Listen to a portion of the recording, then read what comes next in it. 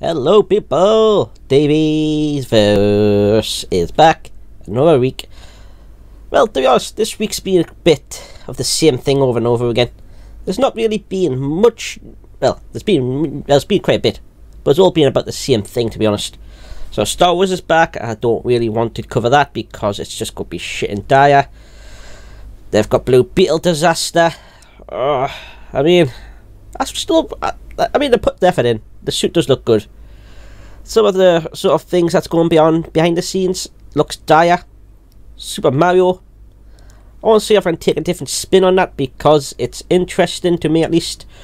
Just the money aspect, to be honest. Then Indiana Jones is going down the pan. It's all the same shit, to be honest. But anyway, so I'm going to choose a few things that stand out to me this week, where pretty much just to entertain myself, and I've got a lot on the day, so I want to try to get through these as quick as I can. Right, let's move on. I bring you Cleopatra, done by Jaden Pinker Smith. Keep my wife's name out your fucking mouth! Thanks for the tip. I guess I'll just limp home then. I expected a big slap there, to be honest. I was looking around. Where's Will? Wait. Jaden Pinker Smith is looking for the life of Cleopatra in a brand new documentary series coming to Netflix. It's not a brand new documentary. For one, Cleopatra is Greek, not African. Let's just get that out of the way with. But anyway, so it's not even going to be historical. Let's just say that. Starring John Patridge and Michael Greco, as the 4-part series will reassess Cleopatra's fascinating story with the daring queen. Her beauty and romantics overshadowed her real assets. Got big tits, like her intellect. Nevertheless, Cleopatra, see, that's sort of the woman sort of power play. She uses her beauty and a femininity to basically then control whoever is in charge. She gets Julius Caesar, she gets Mark Antony, and then she actually tried it with Octavian, apparently. I mean, fucking hell, she's working her way for the ranks. But anyway, yeah, I think she actually betrayed her sister too. Because, wait, for people who didn't know, in sort of the Greco times, when Greece controlled Egypt before the Romans took over, so the royal family was Greek. So they sort of keep like the bloodline as Greek because they didn't want to dilute it with the natives, as they basically saw themselves as superior. Basically, they were into inbreeding. Royal families, what you can do? It's how they all are. They're all blue-blooded. So, yeah, there's pretty much no possible way of this being true.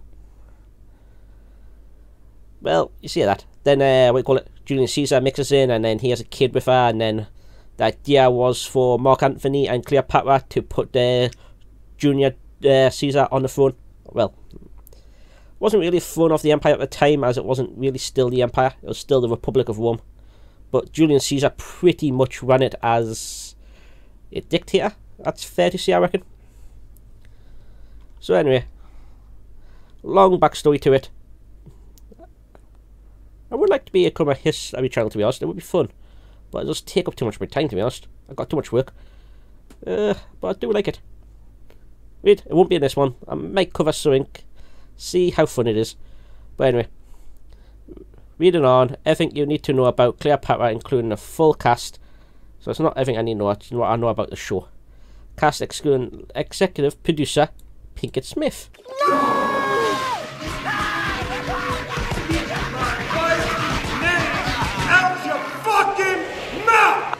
Have the series about the series. Whatever. Cleopatra premieres on Netflix, for fuck's sake, in May. So this is probably another flop by Netflix, I reckon. Cleopatra. Well, look at the story of Cleopatra the 7th. Oh yeah, there's loads of them. Also known as the Queen of the Ptolemaic Kingdom of Egypt. The Ptolemaic? It was Ptolemy the king, wasn't it? But then again, there was loads of Ptolemies. I'm guessing it makes sense for loads of Cleopatras too. They sort of shared the same name throughout, to be honest. Wait. So this is before Christ, obviously. I thought it was later than that. Caesar was about there. Wait. Makes sense, actually. I'm lost in my own head. I really should have researched. Well, not really, but I know this stuff. I like looking at this with my spare time. It's just quite hard to try and keep track of dates with anything else. But anyway, it's not that important. And at last, active ruler. Well, technically, yes. Speaking of series, Pinkett Smith said, "We don't often get to see or hear stories about black queens." Yeah, quite wrong there. But anyway, this sort of proves that she doesn't know the history behind it. And that was really important for me, as well as my daughter, just for my community to be able to know the stories behind those tons of them. Cleopatra is a queen who many know, but not in her truth. Ah, it's just fucking Hollywood speaking it. Her truth, my truth, their truth. There's only their truth, love, and it's fucking not this. She's been displayed as overly sexualized. That's because she uses it to her advantage. She was pretty much the divinity of beauty at the time. She's still represented that way. She basically lures in Mark Antony, Julius Caesar into these prominent roles where she basically becomes a chief advisor to them. Executive and corrupt, yet she was she was a bit, but you know, she basically betrayed a sister, betrayed a brother. It's still weird at the end of the day, like, but still. Strategies and intellect commanded forces of nature who fought to protect her kingdom, and her heritage is highly debatable. It's not highly debatable. You know what the heritage is? Wait, never mind. The series will dive deeper into her history and reassess the fascinating parts of her story. The series is executive produced by Jaden Pinkett Smith. I don't see Will anywhere, I'm safe. Travis Curtis, Miguel Mandalez, and Sarah Bushu. Ah, fuck's sake. And, yep. So, can I watch this without getting it wrong? Let's see.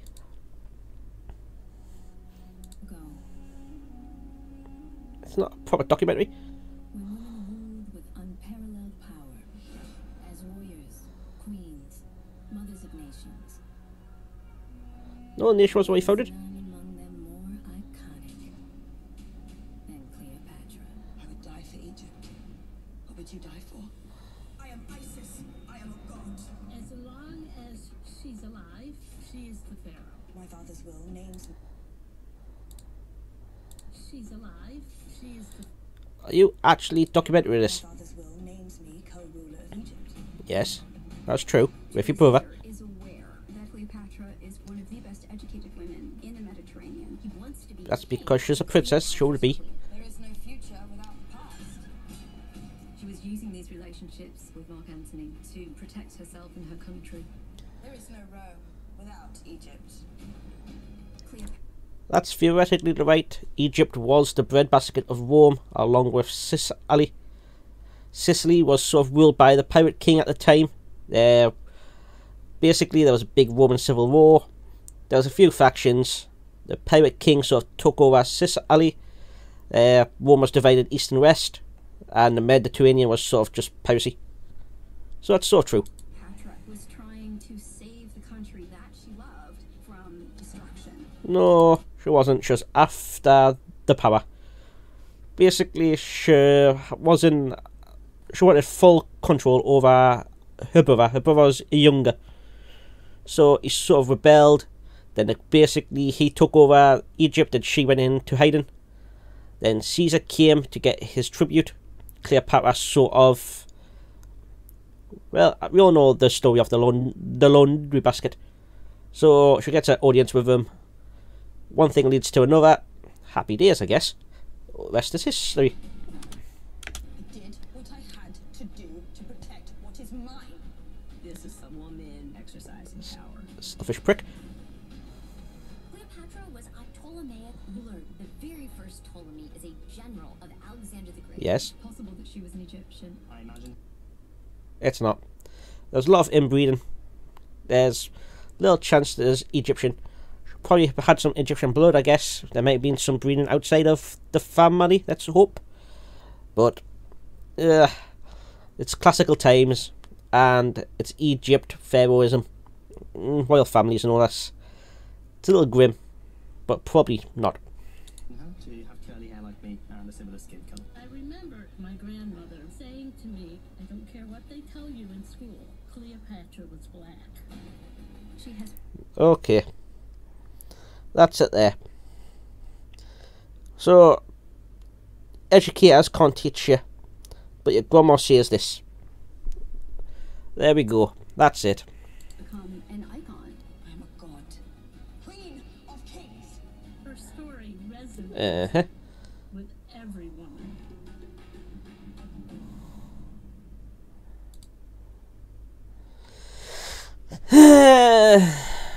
Okay. Wait. I'm bored. Let's just have some fun.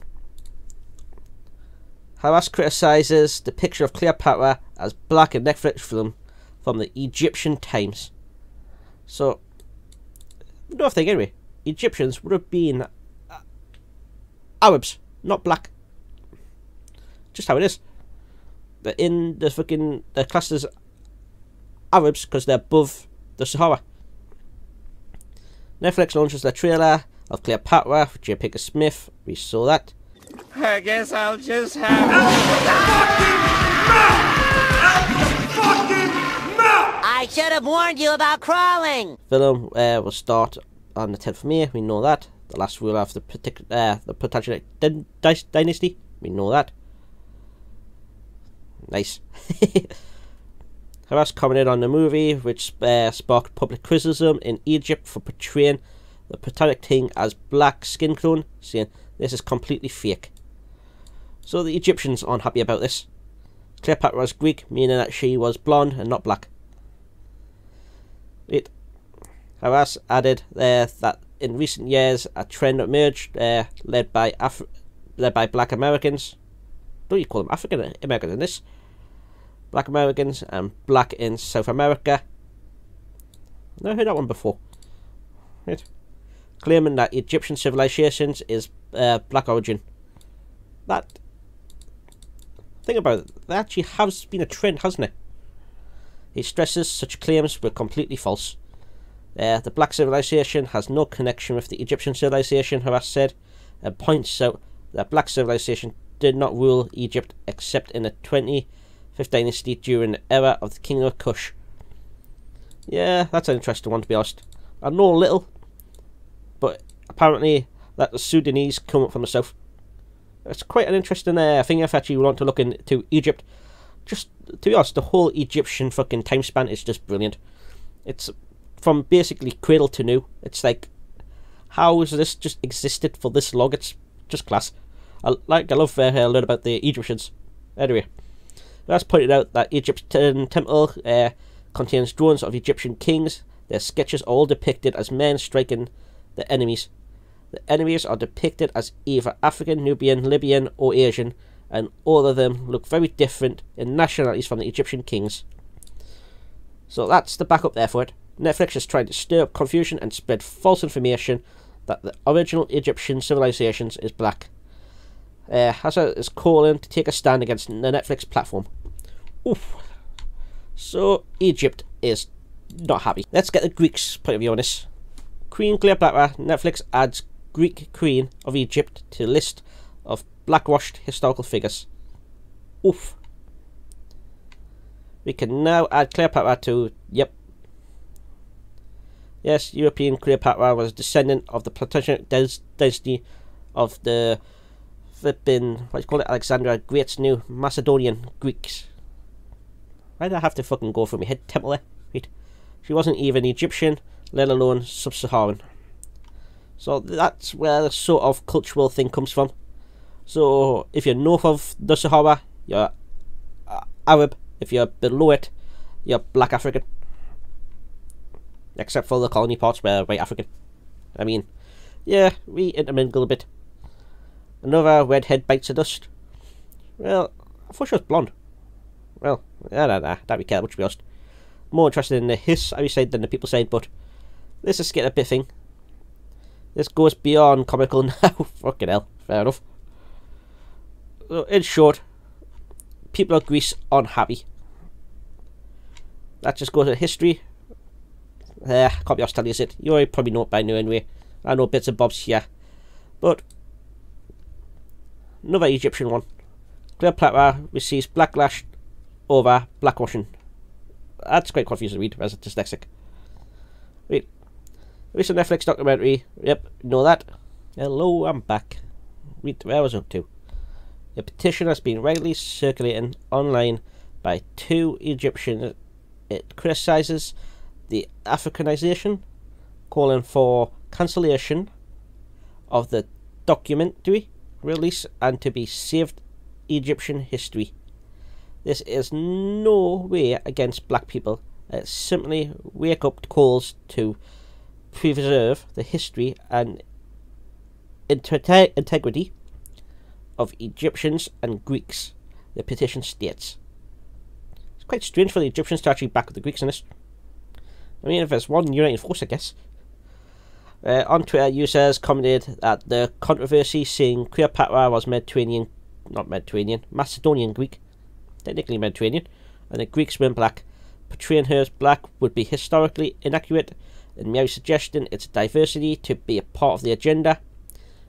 Make series about black historical figures like Queen Sheba.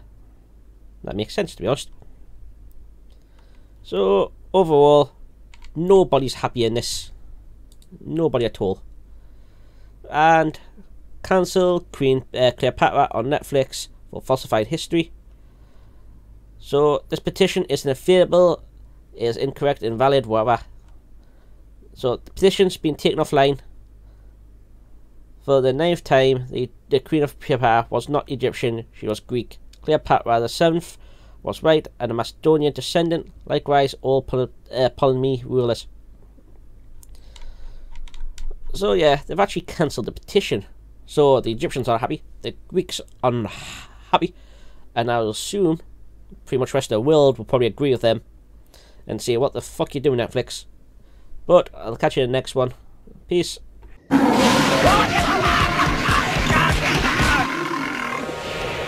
I do that time? I don't know. I guess he just doesn't like you.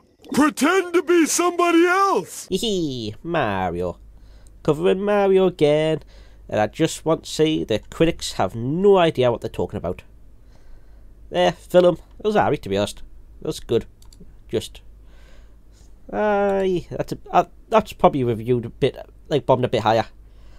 Give it about 80, 90. The lore was good, the story wasn't really there, but it was still interesting. A lot of nostalgia. So these are critics, top critics. It's lazy, possible version of Mario movie, and for the most viewers, young and old, it'll be totally acceptable. Oof! I never heard you criticised so much in my life. Fucking sly insult on the end there, wasn't it? The whole package is deranged mishmash of overstimulating elements. That's Mario for you, love. Fucking hell. A fantastic Easter egg hunt for a film that does the bare minimum to please its loyal existing fan base. That's who you're aiming for, love. Fucking hell. What it seems to have forgotten is a creativity and engaging story. It's bland, uninteresting, and cobbled together. It's Mario? What the fuck? It's emotionally bland and yet... Fucking hell, man. Kids may have a time of their lives watching this Mario Bros. Movie, but most adults, it's just game. What the fuck? That's a bad take, innit? So yeah. Justice for Bob. What? Wait, fair enough. Wait, so on and so forth. It doesn't look good. Does it now for Mario? No, that's Buzz Lightyear. My mistake. Oh, wait. 500 million. Fuck-a-doodle-doo. Worldwide box office becoming the highest grossing film released in 23. So, yeah. overseas market top 5 on Thursday were Mexico, UK and Ireland, representing Germany. Where's fucking Italy? I don't know what Italy's numbers were, to be honest. Oh, that's a bit of a guy. But yeah, even markets like us who aren't that big are still hitting 35. So at least we're representing. And it's on its way to make $1 billion. Hang on. Super Mario now stands at number 2 animation feature since 2019. Globally, it has overtaken Demon Slayer. Oh, that was quite good. I quite like that. Illusion Minions Rise of Groot is likely to be surpassed the latter and on its way to cross $1 billion. Oh, Disney can't be liking this. So I believe this has also beat Disney's highest ever grossing was Frozen, I think. So this is on a track to even beat that.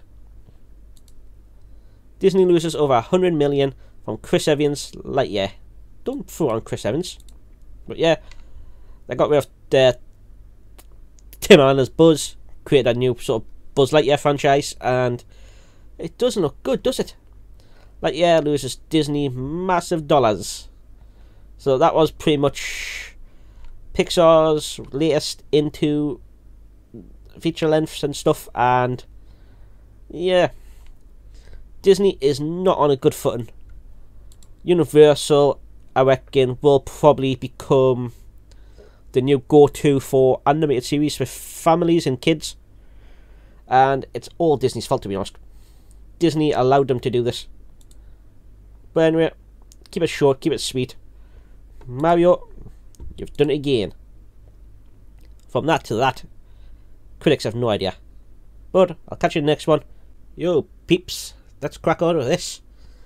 Disney fans who support the Little Mermaid race swapping attack newly cast Lilo and Stitch live adaptation remake actress Nani Agudong for not being dark enough to play Nina. What? She's tanned. I mean, she's a bit right, I guess. I would say Asian Pacific, I would say she looks like. To be honest, as long as she's thick, I'm fine. Make her thick, and I'm happy. It's a shame what they've done to fucking the Hilly Berry. Make her shorter. This, make her thick, Berry. Wait. Hypocrites that named the identity politics after spending the past few months accusing any other critics of aerial race swapping in the live adaptation The Little Mermaid of being hateful, bigots, Disney. More identity politics obsessed fans have now been hypocritical, taking the outrage attacks newly casted actress Sydney Elizabeth Adon. Sorry, but we just threw a random G in it. Really confuses us. For now being adequately dark enough to portray Nina in the studio's upcoming live adaptation.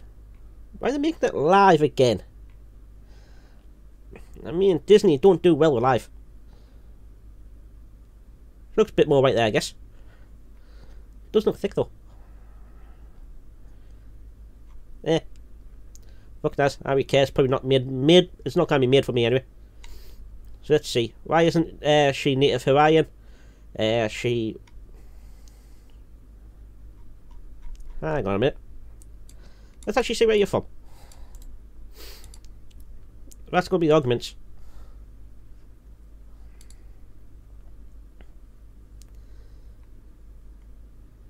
So Sydney Adon is an actress, singer, and professional songwriter. Born and raised in the island of Kauai. I guess that's fucking gotta be Pacific in it. Throughout her life, she performed. So yeah, she was native in nature. Yeah, born Hawaii, native.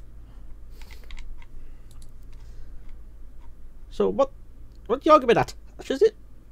Why is she native? Why is she? What? She was native. Why is she so white?